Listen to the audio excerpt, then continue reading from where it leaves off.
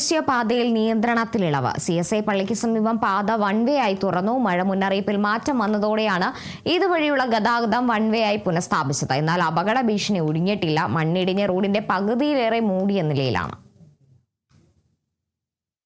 Munnar CSI പള്ളിക്ക് സമീപം ദേശീയപാതയിലാണ് ഗതാഗതം വൺവേയായി പുനഃസ്ഥാപിച്ചത്. അടിമാലിയിൽ നിന്നെത്തുന്ന വാഹനങ്ങൾക്ക് ഈ ഭാഗത്തുകൂടി ഒരു വരിയായി മൂന്നാറിലേക്ക് പോകാം. മൂന്നാറിൽ നിന്ന് അടിമാലി ഭാഗത്തേക്ക് പോകുന്ന വാഹനങ്ങൾ പോലീസ് സ്റ്റേഷന് സമീപത്തെ ചെറിയ പാലം വഴിയാണ് തിരിച്ചുവിടുന്നത്. ഇതോടെ പ്രദേശത്ത് വൺവേ ഗതാഗത സംവിധാനമാണ് നിലവിലുള്ളത്. CSI പള്ളിക്ക് സമീപമുണ്ടായ വിള്ളൽ മഴ ശക്തമായതോടെ കൂടുതൽ അപകടാവസ്ഥയിലായി. മണ്ണിടിഞ്ഞ റോഡിന്റെ പകുതിയിലേറെയും മൂടിയിട്ടുണ്ട്. ഇതിനു പുറമെ മുകളിൽ നിന്ന് ഒഴുകിയെത്തുന്ന നീർച്ചാലും ആശങ്ക ഉയർത്തുന്നുണ്ട്.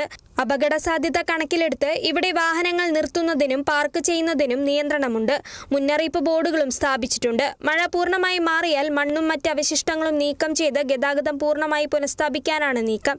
അതേസമയം മഴ മുന്നറിയിപ്പിൽ വീണ്ടും മാറ്റമുണ്ടായി റെഡ് അല്ലെങ്കിൽ ഓറഞ്ച് അലർട്ട് പ്രഖ്യാപിച്ചാൽ റോഡ് പൂർണ്ണമായും അടയ്ക്കുമെന്ന് ജില്ലാ ഭരണകൂടം അറിയിച്ചു.